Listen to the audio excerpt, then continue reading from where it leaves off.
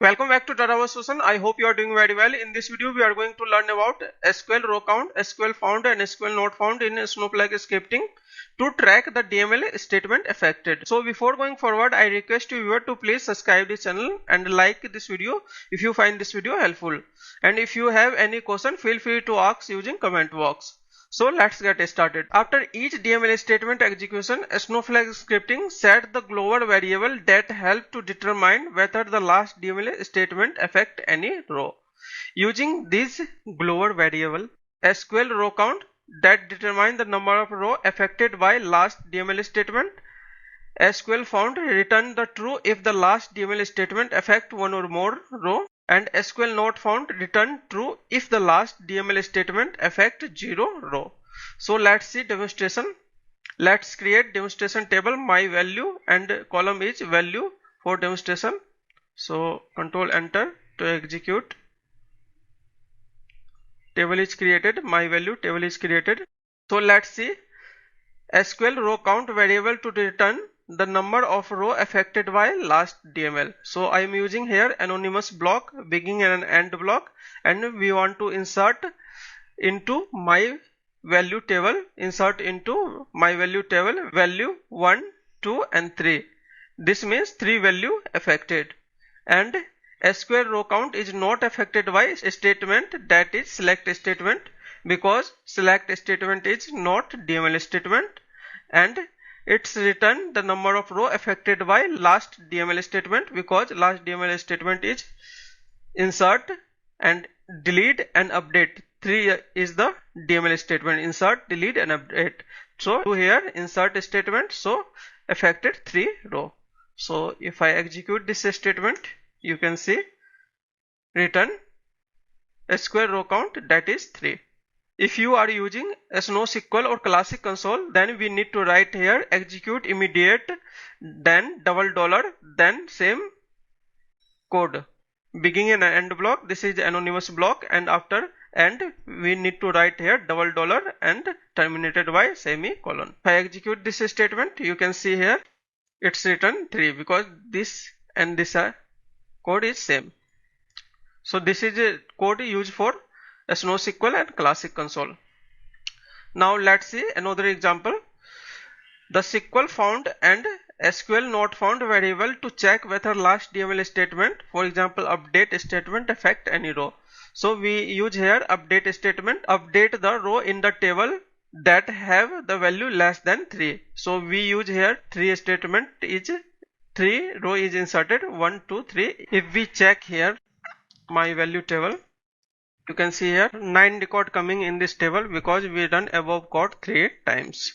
So let's understand this statement, begin and end. This is the anonymous block, and we want to update my table, set value equal to 4 where value is less than 3. So this is DML statement. Here is 9 row affected.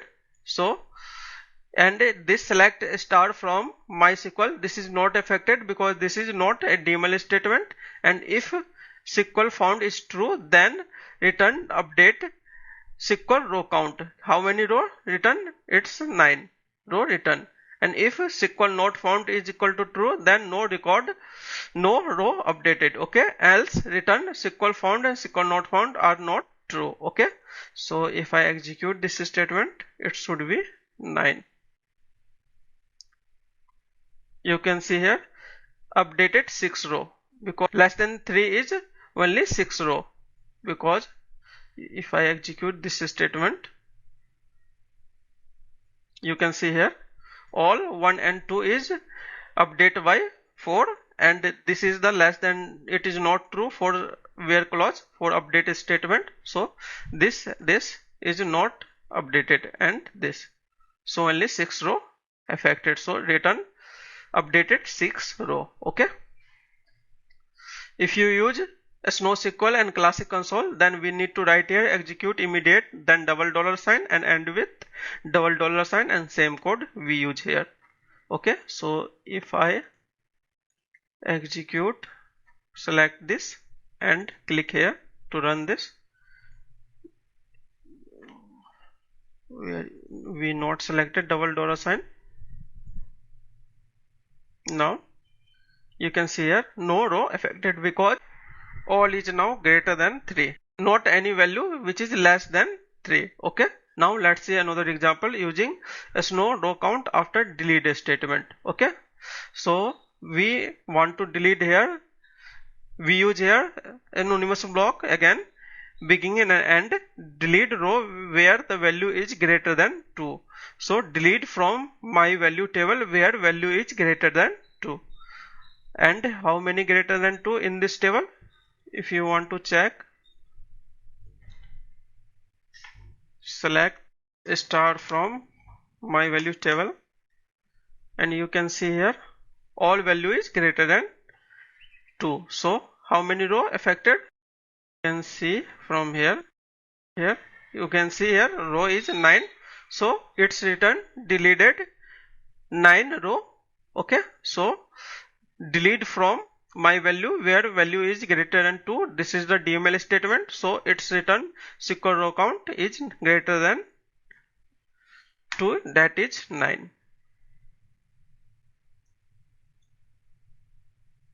So deleted 9 row. Okay, this anonymous block written deleted 9 row. If again we execute, then return no row were deleted because all now greater than all row is deleted. You can see here nothing in this table now. Now let's see another example using SQLFOUND and SQLNOTFOUND with insert statement. So we are creating here another table. Table name is another. We inserting sample data into another table. Here is 5 record inserted. Now let's see begin and end block.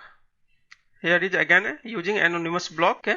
And then we write here insert into my value, and then this is the value column name. Select value from another table where value is less than 5. So all these 1, 2, 3, 4 record is inserted into my value table, and if SQL found is true, then return successfully inserted. And how many row inserted? 4 row inserted.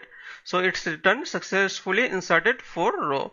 Else SQL not found is equal to true, then no row were inserted. So if I execute this statement,